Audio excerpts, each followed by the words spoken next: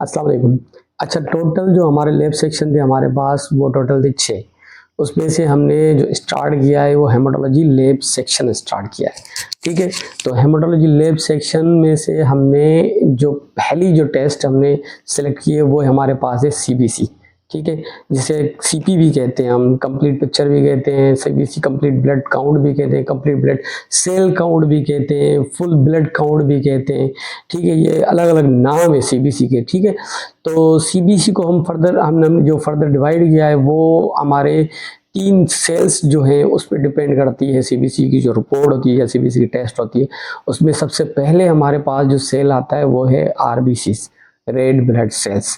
ठीक है, उसके बाद हमारे पास आता है डब्ल्यूबीसी, वाइट ब्लड सेल्स। ठीक है, तीसरे नंबर पे हमारे पास आता है प्लेटलेट। तो हमने फिर सीबीसी की जो 3 पार्ट्स बनाए या 3 सेक्शंस बनाए छोटे छोटे, तो अलग अलग अलग अलग उसको डिस्कस करने के लिए, अलग अलग समझने के लिए। ठीक है, तो सीबीसी में जो हमारे पास पहला जो कंपोनेंट है या जो पहला पार्ट है हमारे पास वो रेड ब्लड सेल्स है। अच्छा, मार्फोलॉजी जब हम करते हैं या माइक्रोस्कोपी करते हैं तो रूल ये होता है सबसे पहले हम आरबीसी को रिपोर्ट करते हैं, उसके बाद प्लेटिलेट को रिपोर्ट करते हैं, उसके बाद हम डब्ल्यूबीसी को रिपोर्ट करते हैं। ऐसे स्टेप बाय स्टेप रिपोर्ट बनाते ताकि डॉक्टर को समझने में आसानी हो। ठीक है, तो अच्छा, रेड ब्लड सेल्स को रेड ब्लड सेल्स क्यों कहा जाता है? तो ये कन्फ्यूजन है। तो ये मैं आपको बताऊं कि रेड ब्लड सेल्स हम उसे क्यों कहते हैं। देखिए, मैंने आपको पहले भी जो लेक्चर दिए थे वो काइंडली मेरे ज़रूर सुनिएगा, क्योंकि स्टेप बाय स्टेप चलेंगे तो आपको बात समझ में भी आएगी। ठीक है, तो रेड ब्लड सेल्स हम क्यों कहते हैं ऐसे। जैसे ही हमारे पास पेशेंट आता है तो पेशेंट का हम जब सैंपल लेते हैं, जब सैंपल कलेक्शन होती है मरीज़ की, तो हम वो सैंपल सिरिंज से निकाल के किसी न किसी ट्यूब में डालते हैं जिसमें एंटीकोगुलेंट होता है। ठीक है, एंटीकोगुलेंट होता है, वो फिर हम या तो कुछ देर के लिए रख देते हैं या फिर जो है उसको अगर हम सेंट्रीफ्यूज करेंगे। सीबीसी की सैंपल को हम सेंट्रीफ्यूज नहीं करते। अगर आप सीबीसी के ट्यूब को या ईडीटी ट्यूब को आप थोड़ी देर के लिए रख लेंगे, 10 मिनट 15 मिनट के लिए, तो ऑटोमेटिकली जो उसका जो सीबीसी आरबीसी वाला पार्ट होगा वो क्या होंगे, आहिस्ता आहिस्ता उसके सेल्स जो है सेटल डाउन हो जाएंगे और जो ऊपर जो लिक्विड पार्ट होगा वो हमारा ऊपर आ जाएगा, जिसे हम प्लाज्मा कहते हैं। प्लाज्मा और सीरम वाला मेरा लेक्चर ज़रूर सुनिएगा, वो भी आपको इन्फॉर्मेशन मिल जाएगी। 2 मिनट का लेक्चर है, वो 2 मिनट की इन्फॉर्मेशन आपको नॉलेज भी मिल जाएगी उसके। तो जब भी हम सीबीसी सैंपल या ईडीटी ट्यूब को रखेंगे तो कुछ देर बाद 15 मिनट 20 मिनट बाद क्या होता है, तो उसका लिक्विड पार्ट जो है ऊपर आ जाता है। उस लिक्विड पार्ट को हम कहते हैं प्लाज्मा। ठीक है, उसके नीचे जो है छोटी सी एक लेयर बनी होती है जिसे हम बफी कोड कहते हैं। ठीक है, बफी कोड से मुराद ये है कि वाइट लेयर। ठीक है, वाइट लेयर। अब उस जो ऊपर वाला जो कंपोनेंट है प्लाज्मा है, उसमें हम हमारी प्लाज्मा प्रोटीन्स एटसेट्रा वगैरह मौजूद होती है। ठीक है, उसके जो नीचे जो छोटी सी लेयर बनी होती है वो बफी कोड जिसे हम कहते हैं, उसमें हमारे वाइट ब्लड सेल्स और प्लेटिलेट होते हैं। इसलिए उस लेयर के हिसाब से वाइट ब्लड सेल्स का नाम वाइट ब्लड सेल्स रखा गया है। ठीक है, ऐसे ही जो नीचे सेडिमेंट होता है, जो रेडिश ब्राउन कलर का होता है, वो नीचे वाला जो पार्ट होता है उस में हमारे आरबीसीज होते हैं, रेड ब्लड सेल्स होते हैं। इसलिए हमने उस कंपोनेंट को नाम दिया है रेड ब्लड सेल्स, इसलिए आरबीसीज को रेड ब्लड सेल्स कहा जाता है। अच्छा, उसमें जो ऊपर का जो पार्ट होता है, लिक्विड पार्ट होता है, तो वो प्लाज्मा तकरीबन 55% एवरेजली होता है। ठीक है, उसके बाद जो है बफी कोड जो होती है, वाइट लेयर होती है, वो 1% या लेस देन 1% होती है। उसके बाद जो हमारे पास जो आरबीसीज का जो पार्ट होता है वो उसकी परसेंटेज होती है तकरीबन 45 या 44% होती है। ठीक है, जो लिक्विड पार्ट होता है ना, ऊपर वाला जो हमारा पार्ट होता है, उसमें अगर पानी को आप मेजर करेंगे तो हमारा पानी जो उसमें होता है, वाटर जो होती है, वाटर की जो क्वांटिटी होती है या जो H2O होता है वो 90 से 92% होता है उसमें प्लाज्मा में।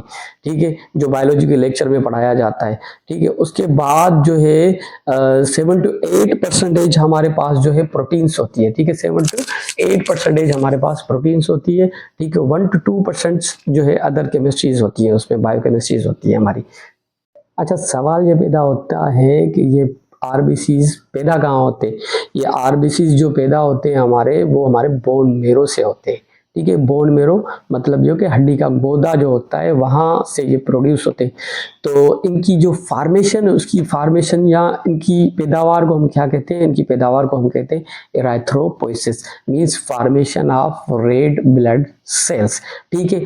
तो इनके जो मेचुरेशन जो टाइम होता है वो बोन मेरो में कितने दिन का होता है, 7 दिन का होता है। और ये 2 to 3 मिलियन इनकी प्रोडक्शन होती है, कितने दिन में, नहीं, विद इन सेकंड्स में, एवरी सेकंड्स में ये 2 to 3 मिलियन प्रोडक्शन होती है आरबीसीज की। अच्छा, इनका जो शेप होता है वो बाइकॉनकेव डिस्क लाइक शेप होता है, ठीक है। Biconcave disc like shape means ये मतलब ये है कि जैसे चश्मे का ग्लास होता है ना, वैसे ही इसका शेप होता है आरबीसीज का, ठीक है। तो इसको न्यूक्लियस नहीं होता, इसमें न्यूक्लियस नहीं होता। और दूसरा ये है कि ये 120 दिन तक जिंदा रहते हैं, उसके बाद ये ऑटोमेटिकली मर जाते हैं, ठीक है। ये डिस्ट्रॉय हो जाते हैं, मर जाते हैं। फिर वो स्प्लीन जो तिली है हमारी बॉडी का जो आर्गन है, इसका सफाया करती है, मतलब ये कि इसको खारिज करती है, रिमूव करती है या एक्सक्रिएट करती है। और लिवर भी हेल्प करता है उसके साथ। और इस फार्मेशन को हम कहते हैं एराथ्रोफेगोसाइटोसिस। इसमें मतलब ये है कि हमारे डब्ल्यूबीसीज के जो टाइप्स है मैक्रोफेजेस, वो भी एराथ्रोफेगोसाइटोसिस का प्रोसेस करते हैं। आप हेल्दी हैं, आपके आरबीसी हेल्दी है, आपकी हेमोग्लोबिन हेल्दी है, आप खुद हेल्दी है, तो ब्लड डोनेट किया करें। इसमें यह है कि किसी का भला हो जाता है। तो वैसे भी 120 दिन के अंदर मर जाते हैं, वैसे भी सेकंड्स के अंदर हमारी प्रोडक्शन होती है आरबीसी का, अगर आप हेल्दी हैं। अच्छा, इसकी ब्लड की जो क्वांटिटी होती है हमारी बॉडी में, वो ज़्यादा से ज़्यादा हमारे पास हमारी नॉर्मल हेल्दी पर्सन में 5 से 6 लीटर होती है, तकरीबन 5 एवरेजली लीटर होती है हमारी बॉडी में, जो है 5000 ml कह सकते हैं, 5000 cc भी कह सकते हैं आप, ठीक है। तो उतनी क्वांटिटी होती है हमारी बॉडी में इसकी ब्लड की। अगर खून ह्यूमन बॉडी में ब्लड की डिफिशिएंसी हो जाती है, आरबीसीज का काउंट कम हो जाता है या हेमोग्लोबिन कम हो जाती है, तो उस कंडीशन को हम एनीमिया कहते हैं, ठीक है। Decreased number of RBCs as well as haemoglobin is known as anaemia, उसको हम एनीमिया कहते हैं। अगर आरबीसीज डब्ल्यूबीसीज प्लेटलेट का काउंट बढ़ जाता है तो उस कंडीशन को हम कहते हैं पॉलीसाइथीमिया। अच्छा, अगर हमारी बॉडी में एनीमिया या ब्लड की प्रोडक्शन कम हो जाती है तो एक रेगुलेटर हार्मोन है हमारी बॉडी में प्रेजेंट होता है, जिसको हम कहते हैं इराथ्रोपोइटिन हार्मोन, ईपीओ, ठीक है। वो क्या करते हैं, एज ए मैसेंजर काम करता है। वो जाके बोन मेरो को मैसेज करता है कि भाई सर्कुलेशन में या ब्लड में या बॉडी में खून की कमी हो गई है, तो आप बराए मेहरबानी आरबीसीज की प्रोडक्शन बढ़ा दें। एज ए मैसेंजर जो काम करता है वो हार्मोन है इराथ्रोपोइटिन, ईपीओ। अच्छा, आरबीसीज की जो साइज है, वैसे तो बुक्स में अलग अलग है, तो आरबीसीज की जो साइज है वो 7.5 माइक्रोमीटर से 8.7 माइक्रोमीटर इन डायमीटर है, ठीक है। और इसकी जो थिकनेस है वो है 1.7 से लेकर 2.2 माइक्रोमीटर। अच्छा, इस आरबीसीज का फंक्शन या आरबीसीज का काम क्या होता है? आरबीसीज का काम होता है ऑक्सीजन को जो है लेके जाना, जो भी बॉडी का पार्ट है, जहाँ भी आर्गन है, वहाँ तक आरबीसीज क्या करते हैं, ऑक्सीजन को ट्रांसपोर्ट करते हैं, लेके जाते हैं, ठीक है। लेके जाते हैं, फिर वापसी पे क्या करते हैं, कार्बन डाइऑक्साइड को लेके आते हैं। ये दोनों काम करते हैं, ये दोनों फंक्शन है आरबीसीज के।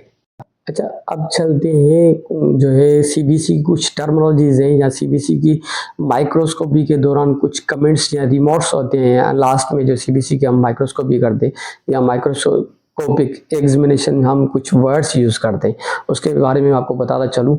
जैसे मिसाल के तौर पे एनाइसोसाइटोसिस लफ्ज़ यूज़ करते हैं हम, ठीक है। एनाइसोसाइटोसिस means RBCs varies in size, ठीक है।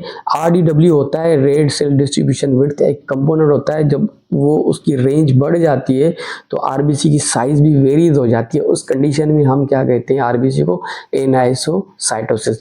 उसके बाद हमारे पास आता है लफ्ज एक पुइक्लोसाइटोसिस, ठीक है। पुइक्लोसाइटोसिस से मुराद ये है कि वेरीज इन शेप, ठीक है। जब आरबीसी की सेल की जो साइज है, ओवेलोसाइट हो गया या स्पेरोसाइट हो गया मिसाल के तौर पे, तो उस कंडीशन में हम उसे कहते हैं पुइक्लोसाइटोसिस, वेरीज इन शेप। अगर ऐसे ही अगर सेल की जो क्रोमोसिटी, जो कलरिंग कंपोनेंट है, जो आरबीसी को कलर देता है, रेड कलर देता है, तो वो उसकी क्वांटिटी में अगर कमी आ जाती है तो उस कंडीशन में उसको को कहते हैं हम hypochromic. Hypo means low, Chrome means colour, means low in colour, ठीक है। आरबीसी लो इन कलर, उस कंडीशन में हम कहेंगे उसको हाइपोक्रोमिक। उसके बाद आती है अगर एमसीवीएच बढ़ जाए, मीन सेल हेमोग्लोबिन बढ़ जाए, तो उस कंडीशन में हाइपरक्रोमिक कहते हैं। वैसे हम रिपोर्ट हाइपरक्रोमिक नहीं करते, ज्यादातर हम हाइपोक्रोमिक की करते हैं, ठीक है। ऐसे ही हमारे पास जो आरबीसी की अगर साइज छोटी हो जाती है, जो मैंने आपको नॉर्मल साइज बताई थी, आरबीसी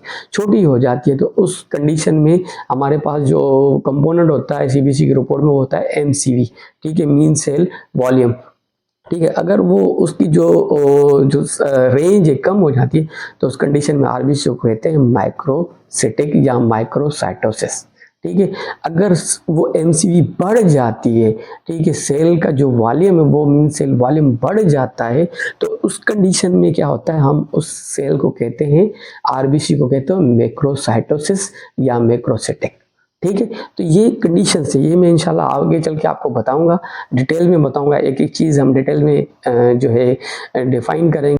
अच्छा, आरबीसी का जो कलर है ब्लूश ग्रे जो कलर हो जाता है जब माइक्रोस्कोप में हम देखते हैं, तो उसको हम पॉलीक्रोमेजिया कहते हैं, ठीक है। पॉलीक्रोमेजिया उस कंडीशन में होते हैं जब इमेच्योर आरबीसी ब्लड में सर्कुलेट करता है, ठीक है, जिसको हम रेटिक भी कहते हैं। रेटिक की अलग से टेस्ट होती है हमारे पास, लैब डायग्नोसिस अलग होती है उसकी, ठीक है। वैसे पॉलीक्रोमेजिया सीबीसी की रिपोर्ट में आइडिया हो जाता है कि इसके इमेच्योर सेल से। उसके बाद हमारे पास आता है एनआरबीसी, न्यूक्लिएटेड आरबीसीज। अब आप कहेंगे ये कहाँ से आ गया, ये इमेच्योर कंडीशन होती है जब सेल इनकम्प्लीट बन के हमारी ब्लड सर्कुलेशन में आ जाता है, तो वो बिल्कुल साइटोप्लाज्म की तरह, उसका जो साइटोप्लाज्म है बिल्कुल लिम्फोसाइट की तरह नजर आता है, उसका डार्क ब्लूइश कलर का नजर आता है, जिसको हम कहते हैं न्यूक्लिएटेड आरबीसीज। अच्छा, कभी कभी ये टर्म भी लिखा होता है हमारे पास, फ्रेगमेंटेड आरबीसीज, ठीक है। फ्रेगमेंटेड आरबीसी से मुराद ये है कि जब एफआरबीसी भी उसे कहा जाता है शॉर्ट फॉर्म में, ठीक है। तो आरबीसी की जब टुकड़े टुकड़े हो जाता है, बिल्कुल मतलब ये कि वो जरे जरे हो जाते हैं, तो उसको हम फ्रेगमेंटेड आरबीसी कहते हैं। ये ज़्यादातर हेमोलाइसिस हेमोग्लोबिनोपैथी जो कंडीशन होती है, हेमोलाइसिस की कंडीशन होती है, उसमें ज़्यादातर हो जाता है, या एफआरबीसी बन जाते हैं, हमारे छोटे छोटे टुकड़े हो जाते हैं आरबीसी के, ठीक है। अगर हमारे आरबीसी की सेल की जो साइज है वो भी नॉर्मल है, और आरबीसी का जो कलर क्रोमेसिटी वो भी नॉर्मल है, तो हम लिखते हैं नार्मोसिटिक, नार्मोक्रोम। अच्छा, कभी कभी रिपोर्ट में जो है ना हमारे पास जो है डायमार्फिक पिक्चर लफ्ज लिखा होता है। डाई मीन्स टू, ठीक है, morphic means two population, two distinct population of RBC, मतलब दो अलग अलग जो है शेप्स जो है आरबीसी के आ जाते हैं माइक्रोस्कोप में हम जब देखते हैं। तो उस कंडीशन में हम उस जो माइक्रोस्कोपी को कहते हैं, उस जो ट्रम को कहते हैं हम डायमार्फिक कहते हैं, पिक्चर कहते हैं। उसमें नार्मोसिटिक नार्मोक्रोमिक भी होते हैं, मीन्स नॉर्मल आरबीसी भी होते हैं साइज में, और जो है क्रोमोसिटी भी नॉर्मल होती है, पर छोटे छोटे भी आरबीसी माइक्रोसाइटोसिस भी मिलते हैं, माइक्रोसिटिक आरबीसी भी मिलते हैं हमें, और हाइपोक्रोमिक आरबीसी भी मिलते हैं। उस कंडीशन में हम उस पिक्चर को नाम देते हैं डायमार्फिक पिक्चर। अच्छा, एक टर्म और भी यूज करते हैं हम, रोलेक्स फॉर्मेशन, ठीक है। रोलेक्स फॉर्मेशन से मुराद ये है कि जो आरबीसी क्या होते हैं एक दूसरे के ऊपर जो है ना चिपक जाते हैं, ठीक है। मतलब ये कि जैसे कॉइन्स होते हैं ना, एक दूसरे के ऊपर रख लें हम तो उसका ढेर बन जाए, ऐसे ही आरबीसी एक दूसरे के ऊपर चिपक जाते हैं, उस कंडीशन को हम कहते हैं रोलेक्स फॉर्मेशन, ठीक है। उसके बाद जो है एक कंडीशन और भी होती है जिसको हम कहते हैं एराथ्रोसाइटोसिस, मतलब ये कि जब आरबीसी की प्रोडक्शन ओवर प्रोडक्शन होती है, नॉर्मल रेंज से बढ़ जाते हैं, तो उस कंडीशन को हम कहते हैं एराथ्रोसाइटोसिस। अच्छा, हेमोलाइसिस हेमोग्लोबिनोपैथी भी टर्म यूज करते हैं हम, ठीक है। हेमोलाइसिस मैंने बता दिया आपको, एफआरबीसी जब मिलते हैं हमें। हेमोग्लोबिनोपैथी से मुराद ये है कि कोई भी खुदा ना खास्ता जेनेटिकल डिसऑर्डर वगैरह होता है, जैसे थैलेसीमिया के हवाले से, थैलेसीमिया मेजर के हवाले से, ठीक है। तो वो अलग सी कंडीशन है, वो इंशाल्लाह आगे चल के मैं आपको ज़रूर बताऊंगा। हेमोग्लोबिनोपैथी से मुराद ये है कि कोई भी डिसऑर्डर हो, कोई भी डिजीज़ हो, उसको हम हेमोग्लोबिनोपैथी में काउंट करते हैं। अच्छा, ये जो सारी चीज़ें मैंने आपको बताई है, ये काइंडली जो है रिव्यू कर लीजिएगा आगे चल के, क्योंकि हम सीबीएसई की रिपोर्ट के एक एक कंपोनेंट में जाएंगे, एक एक कंपोनेंट को समझेंगे, एक एक पार्ट को समझेंगे तो आसानी हो जाएगी हमारे लिए। तो सीक्वेंस वाइज चलें, और जो मेरे प्रीवियस लेक्चर है जो प्लेलिस्ट बनी हुई है उसमें जाएं और उस प्लेलिस्ट में जाके एक एक लेक्चर को सीरीज बाय या सीक्वेंस वाइज सुनेंगे। सीक्वेंस वाइज सुनेंगे तो इंशाल्लाह आपको समझ में आ जाएगी कि जो है जो हेमाटोलॉजी जो लैब सेक्शन है हमारा वो कैसे और कैसे टेस्ट होती है वहाँ जो। ठीक है, शुक्रिया। अच्छा, खुश रहें, सलामत रहें और हमेशा सीखते रहें और हमेशा दूसरों को सिखाते रहें। यही ये इबादत, यही ये दीन व ईमान के काम आए दुनिया में इंसान को इंसान।